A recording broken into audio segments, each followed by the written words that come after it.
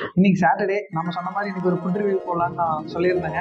இன்னைக்கு shawarma review பார்க்கலான்னு இருக்கேன். எங்க ஊர்ல ரெண்டு முக்கியமான கடைகள். ஃபர்ஸ்ட் வந்து பார்த்தா அகமதியா, ரெண்டாவது பப்ஜி, மூணாவதா மார்வா. மார்வால சிலிண்டர் தட்டுப்பாடு இருக்கிறதுனால நாங்க ஷவர்மா போடுறதில்ல அப்படின்னு சொல்லிட்டாங்க. இது ரெண்டுத்தையும் கம்பேர் பண்ணி எது பெஸ்டா இருக்கு அப்படின்னு நான் சொல்றேன்.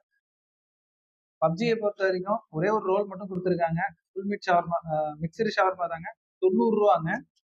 இதுவே அகமதியா பாத்தீங்கன்னா அவங்களும் ஒரு ரோல் 83 ரூபா. லென்த் வைஸ் பாத்தீங்கன்னா உங்களுக்கே கிளியரா டிஃபரன்ஸ் தெரியும். அகமதியா வந்து பாத்தீங்கன்னா கொஞ்சம் பெருசா இருக்கு. பிளஸ் வந்து பாத்தீங்கன்னா அகமதியால கூட வந்து பாத்தீங்கன்னா சாலட்ஸ் வச்சிருக்காங்க. அது கொஞ்சம் நல்லா இருக்கு, பார்க்க அப்பீலிங்கா இருக்கு. இப்போ நம்ம சாப்பிட்டு பார்த்துட்டு எப்படி இருக்குன்னு நம்ம சொல்லலாம். ஃபர்ஸ்ட் அகமதியா எப்படி இருக்குன்னு நம்ம பார்த்துடலாம். கிறிஸ்டியன் ஷவர்மான்றதுனால கொஞ்சம் ஸ்பைசியா இருக்கு, பட் நல்லா இருக்கு. நெக்ஸ்ட் நம்ம பப்ஜி ஷவர்மா ட்ரை பண்ணி பார்க்கலாம். கொஞ்சம் மைல்டா இருக்கு.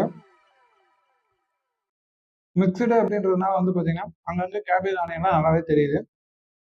நம்ம இப்போ ரெண்டுமே சாப்பிட்டு முடிச்சாச்சு. ப்ரைஸ் வைஸ் கம்பேர் பண்ணீங்க அப்படின்னா அகமதியா வந்து 83 ருபீஸ், பப்ஜி வந்து பார்த்தீங்கன்னா 90 ருபீஸ். ப்ரைஸ் வைஸ் அகமதியா தான் பெஸ்ட்டு.